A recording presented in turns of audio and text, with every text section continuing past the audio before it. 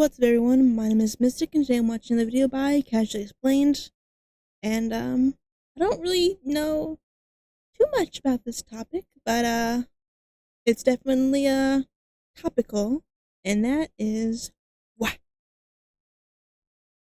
Casually Explained global military superpowers. So let's see what's gonna happen This in video is this sponsored video. by Saley. While we all know there's nothing we can do to improve our own lives and it's best left to whoever's in the White House, it's also the Yeah. case that the people at the top of our institutional hierarchies have more than just the clamoring citizens to answer to, as they have real issues on the global stage they have to make worse. Meaning in order to actually understand the larger scale objectives of a nation, we have to zoom out and view every country like we're playing Civilization, and we're in charge of large-scale decision-making for the country's resources and political interests, Right. rather than viewing the world as a citizen from that country. A Mm-hmm. good example of this is that in economics and politics, everyone says that America is the most powerful country in history, as they have the best technology and are the richest civilization of all time. Yeah. Totally. Totally the best. Totally the best technology and the richest of rich. And, the cheapest healthcare, the best transportation, the best walkable cities, just the best freedom of speech, just really the best politicians.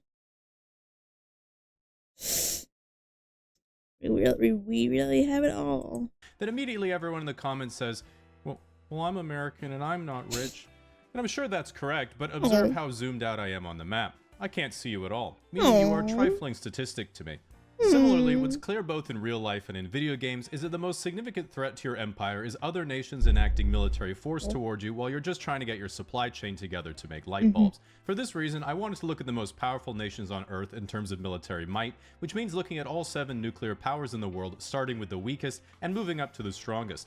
To preface, I'm not going to be mentioning any countries in Africa or South America. This is because they don't have any nukes, meaning they don't matter or exist, so we can just delete those. This is how they do it in the Pentagon, by the way. Yeah. First, we have our honorable mentions, which are countries that have no nuclear weapons but are still extremely formidable. Okay. Iran. Iran currently does not possess any nuclear weapons, but recently was enriching uranium to levels above 60% in a facility 90 meters under a mountain. This was a bit What does that suspicious mean? and of course alarming to America's Department of Defense, because as the name implies, what America is defending itself from is another country possessing an object that its current arsenal couldn't destroy. Yep. Thankfully, there's not yet such a thing.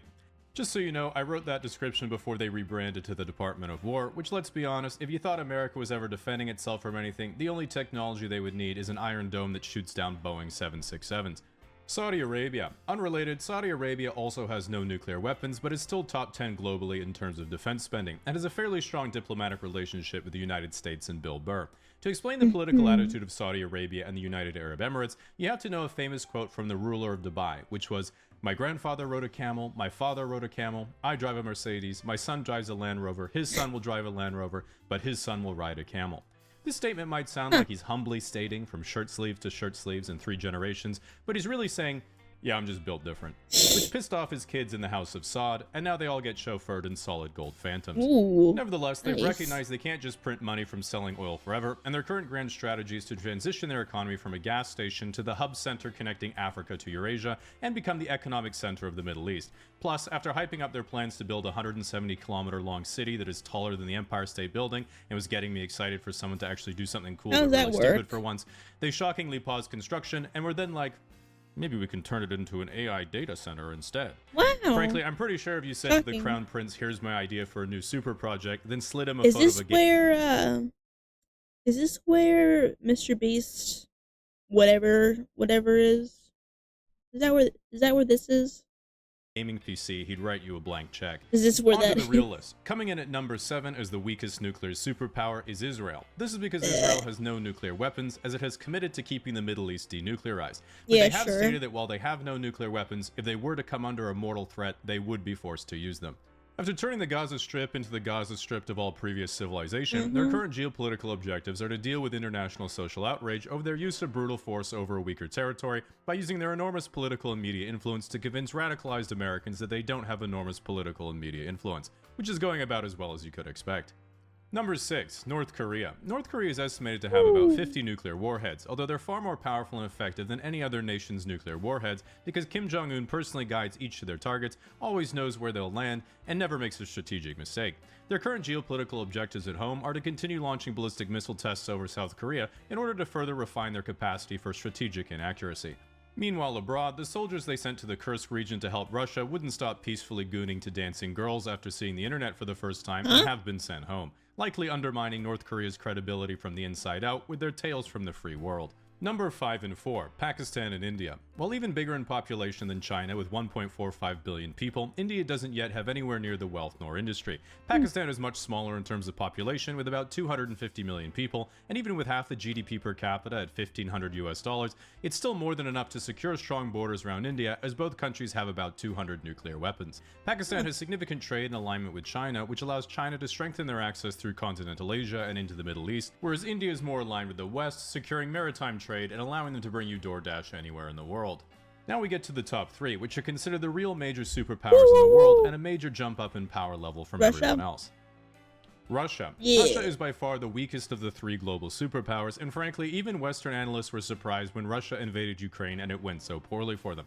Its greatest strength is its enormous abundance of natural resources and sheer landmass, meaning they have access to the Arctic Ocean, the Black Sea and the Mediterranean, and land trading routes to China, Europe hypothetically, and the Baltics. While obviously a shadow of the Soviet Union, a lot of analysts are downgrading Russia's superpower status even further, as their military capacities seem much weaker than previously thought, and Western sanctions mean they're extremely reliant and arguably at the mercy of China as a primary trade partner. While Russia isn't overwhelming in terms of strategic military power, they are basically unconquerable because they have 6,000 nuclear weapons, which is more than America. And so it's kind of like fighting a Voltorb who might just get pissed you're winning and at any moment self-destruct. At the moment, their grand strategy is unclear, as a lot of Western politicians have assumed Putin dreams of re-expanding their land empire towards the former borders of the Soviet Union, which is plausible at best and definitely unachievable in practice. Meanwhile, Putin says that pretty much all of Russia's military actions are not for conquest, but preemptive self-defense from the expansion of NATO. For people who are not aware what NATO is, if you ask a Westerner, we would say it's the political and military alliance formed between the United States and Western Europe after World War II that was then extended to Is America still in that? I know we left World Health something organization. Are we still in NATO? more Eastern countries over time, as they wanted trade relationships with the West and security guarantees for themselves after the collapse of the Soviet Union and the formation of a still threatening modern Russia to their east. This is of course my Western bias speaking, because you ask Putin what NATO is, he would say, Mordor. At any rate, it seems unlikely any further land conquest is going to occur after Ukraine, because what was supposed to be a quick little pro-gamer move that everyone was going to ignore ended up looking like this on the live conflict map in January 2023, and this is what it looks like 3 years later, so you can make up your own mind what that means. Number 2, China. China's biggest strength is turning their country from what was essentially an agrarian peasant society getting conquered by the Japanese during one of their many angry phases in the 1930s into the largest industrial economy in the world and second largest GDP in quite literally 40 years. They have a population of 1.4 billion and a GDP per capita of 13,000 US dollars, which is absolutely absurd given its size and where they started. A common sentiment you'll hear online is that China actually only has a population of 800 million, but then you ask for evidence and they're like, well, some Japanese scientists measured their annual salt consumption and it was lower. What? I want to go to China one day, maybe. I would definitely need to study the language, but they've got some cool stuff going on there. Than expected, which is complete nonsense because my grandma's Japanese, and if you said, yeah, Chinese salt consumption is about 2/3 of what we expected, what do you make of that?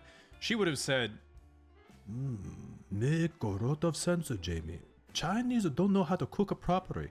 Nevertheless, what makes China frightening is that because of their export economy, they have a massive industrial capacity. They have similar numbers of tanks and warships to the US, albeit smaller ones, and their air force and overall system technology are far worse. But in terms of shipbuilding, China has a gross tonnage capacity of over 230 times the US and produced over 1,000 commercial ships last year, and America made about 8. Not 1,000, the number 8. And in case you think that isn't a problem, it's Chinese commercial shipyards that also make the destroyers. Currently, China's next big move is most likely the annexation, aka reunification with Taiwan, because to be frank, it's literally right there. And when China was like, hey, can we buy the really good computer chips from you? America was like, Well, obviously not. That wouldn't benefit us at all. But like, imagine if Vancouver Island was its own country and had the best oil reserves in the world, and America was like, hey, can I buy some? And Vancouver Island was like, no, we use Chinese wellheads, so we only sell them the good stuff, but you can have the shitty oil we sell to everyone else. If that happened, I can assure you that I would be getting bombarded with freedom and democracy against my will well within 24 hours. Hell So while I'm yeah. rooting for Taiwan, if you add on the America. fact that there are American military bases in Japan and South Korea, and they have access to bases in the Philippines, China's only way of securing clear access to the Pacific Ocean is Taiwan. Meaning, it's not looking Don't- so great for the little guy right now. Wait. Clear access in Japan in South 4 hours. So while I'm rooting for Taiwan, if you add on the fact that there are American military bases in Okay. Japan American, okay. I was gonna say if that was China bases, we also have some, but it's American, okay. and South Korea, and they have access to bases in the Philippines, China's only way of securing clear access to the Pacific Ocean is Taiwan. Meaning, it's not looking so great for the little guy right now. Yeah. Number 1, the West and partners.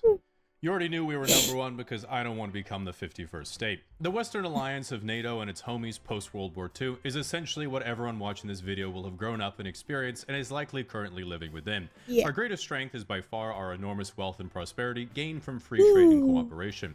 This came about because post-World War II, once everyone basically agreed to get along with each other instead of making world wars in every 2-decade tradition, this allowed the proliferation of the American global banking system called the Eurodollar, which was kind of like a banking telecom network throughout the world, allowing the proliferation and trade of the US dollar in Europe, Japan, and then basically everywhere else. Because of the West's perception as a liberal, rules-based democracy centered around free and fair trade, everyone trusted the currency and began using it, then saving it to use later as a reserve, resulting in what people call the US dollar reserve currency system. Even today, 58% of all global reserves are in dollars, 50% of all trade is done in US dollars, and 90% of all foreign exchange is in dollars as well, which allows immense Interesting. privilege in terms of global influence. You can sort of think of it like how the global language of business is English. Europeans speak to Europeans in English, except Italians. Educated Chinese students learn English, and if you want to have a successful international career, you essentially must learn English. That means for people born into it, you don't have to do any work, and you get all the rewards. If your hopes and dreams are to be successful in music, film, tech, finance, business, or professional political streaming, you have access to the largest markets right away. When you're Woohoo. thinking of your dream career, the first step for nearly all Westerners is thinking, but what if I fail and people make fun of me?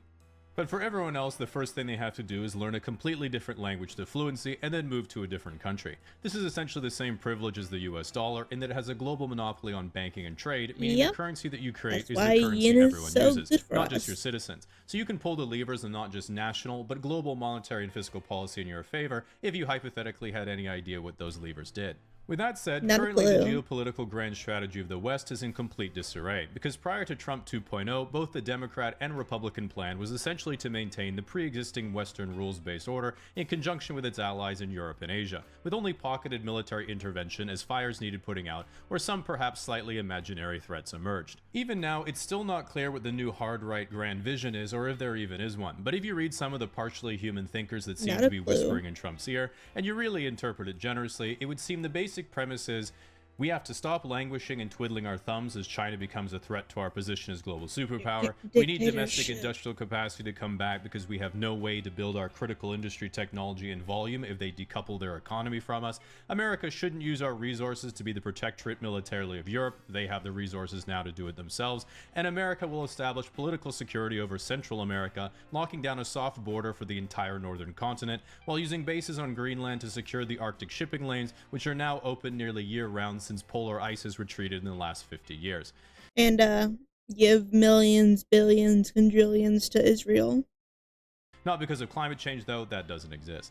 On Yeah. paper, it's not like there's anything that unusual about the plan. It just represents a particular form of extremely hawkish foreign policy. The problem really is the not on paper part, which is using forceful executive powers to manipulate your allies while demolishing any pre-existing trust and goodwill, then circumventing all democratic political channels to achieve it as fast as humanly possible, causing massive social upheaval in your own country and the world, and all of this is while defying the entire fundamental basis of the Western alliance in the first place, which is ironically destroying the social cohesion and resulting trade and finance empire that made America great post-World War II. From everything I've looked at, pretty much everyone seems to either think that America is trying to intentionally disconnect and isolate itself from Europe and its allies in an act of ultranationalist self-suicide combined with an economic Cold War with China, or that they're finally using strong-arm tactics to concentrate executive power and accelerate decision-making, allowing them to bring back real military strength, security, national identity, and industrial power to a stagnating Western No. empire.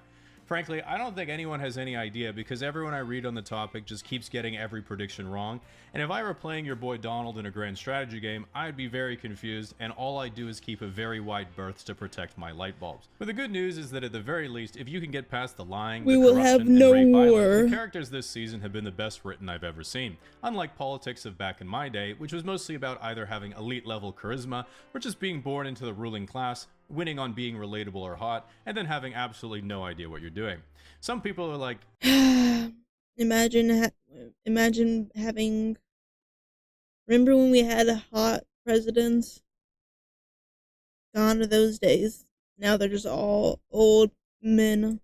yeah, but Jamie, this isn't Game of Thrones. This is the real world. It could end with you dying in a nuclear war. Which always makes me think, I'm down. Now, unlike NATO, what shouldn't be collapsing is your access to an allied network of telecom towers giving you affordable access to cell phone coverage wherever you travel to. With today's sponsor, Saley, you can ensure just that. Yep. There you go. Let me know,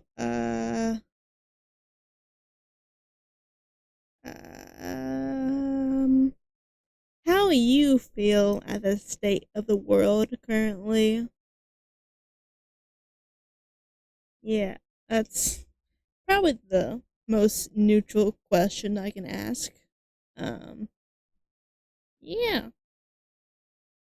Hope everyone's safe